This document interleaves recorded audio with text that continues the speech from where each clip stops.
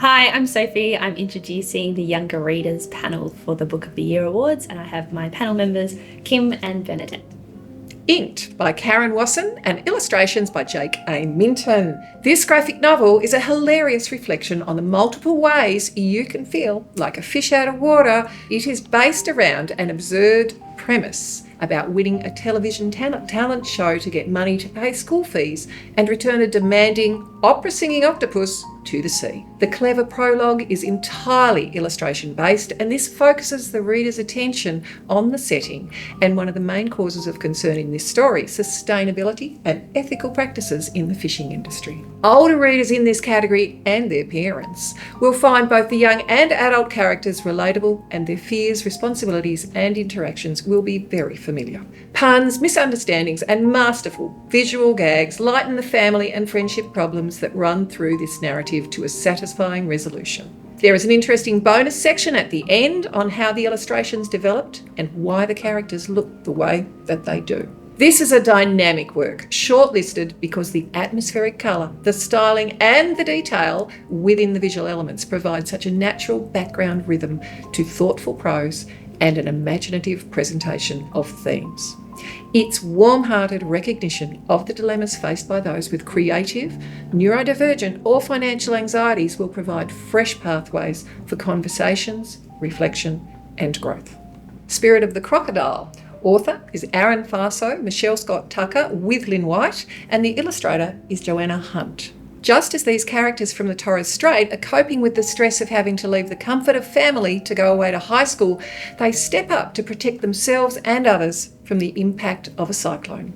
Challenges that readers from Northern Australian communities will closely relate to. Yet the island setting is detailed and easily visualised, thus providing the opportunity for those unfamiliar with this remote tropical location to be effortlessly transported there.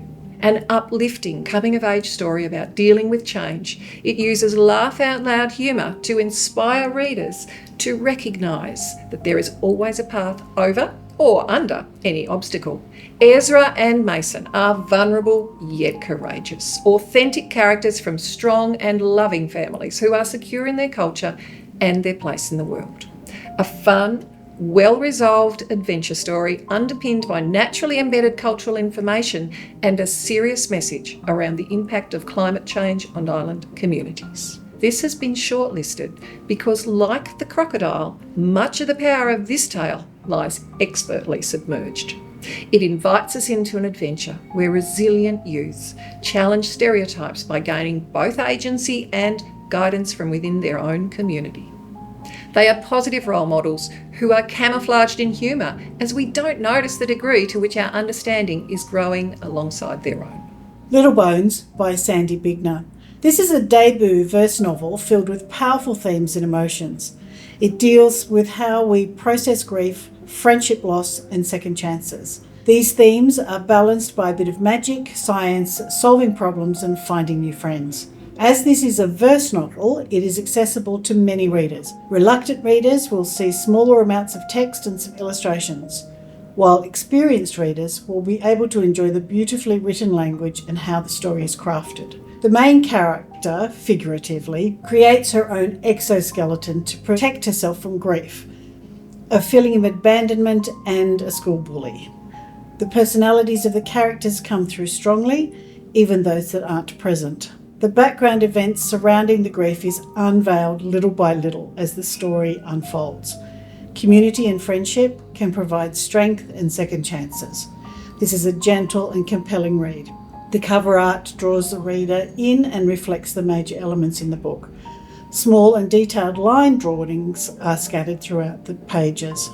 This delightful story was chosen for the shortlist because it deals with grief and isolation in a unique and gentle way.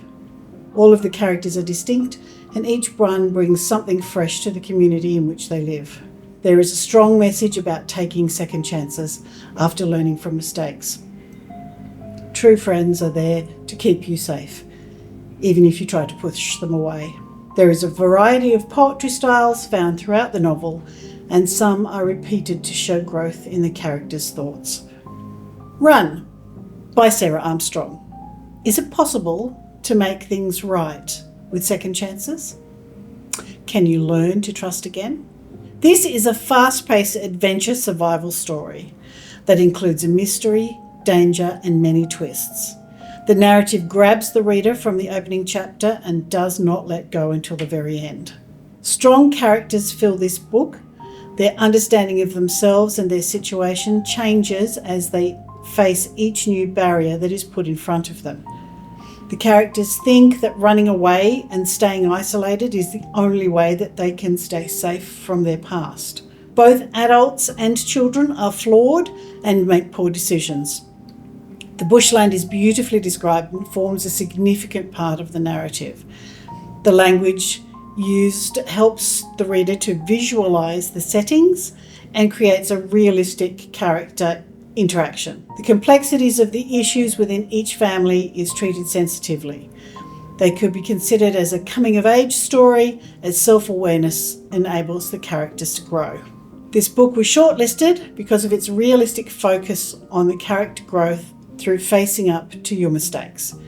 The reader becomes invested in every decision made and is able to appreciate that people deal with situations differently. Everyone deserves a second chance if they have truly reflected on how their decisions have impacted others. Trust needs to be earned and forgiveness needs to be given.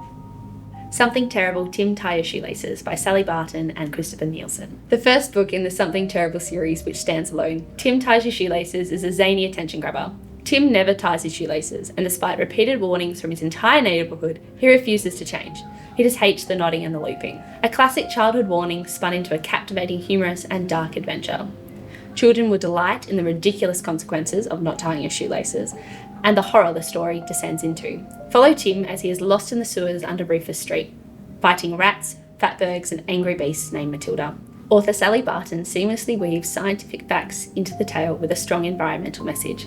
Christopher Nielsen's grayscale illustrations expertly complement the narrative, while clever typography highlights the expressive and vast vocabulary. A short novel that is packed with substance and layered meaning to the younger end of this category, making it a great stimulus for vocabulary-based activities. This book has been shortlisted as a standout for demonstrating the power of a shorter novel and its strong appeal and suitability for readers at the younger end of this category. Offering rich exploration of language and encouraging further scientific inquiry, it is both captivating and an effective ignition point for young minds. By taking a warning children hear often and transferring it into a fun read layered with life lessons, Barton holds the reader into the very end. The Paperbark Tree Committee by Karys McEwen, a thoughtfully crafted coming-of-age story about being true to yourself. Featuring authentic characters, readers will identify with brothers Art and Hilary as they grapple with change and the uncertainties of growing up. McEwen's considered, deliberate dialogue and relatable imagery create a comfortable space in which to explore boundaries. She offers a rare depiction of brotherhood that feels authentic while still offering something to aspire to. Both children and adults will benefit from the emotional intelligence Art and Hilary display in this sensitive story. Readers will yearn for their own Paperbark Tree Committee. The power of this book is skillfully captured in the line, being a teenager is all about swimming along with only your fins showing, trying to look like a shark, when really you're just some average fish. This book has been shortlisted for the inviting and enveloping atmosphere it creates for the reader.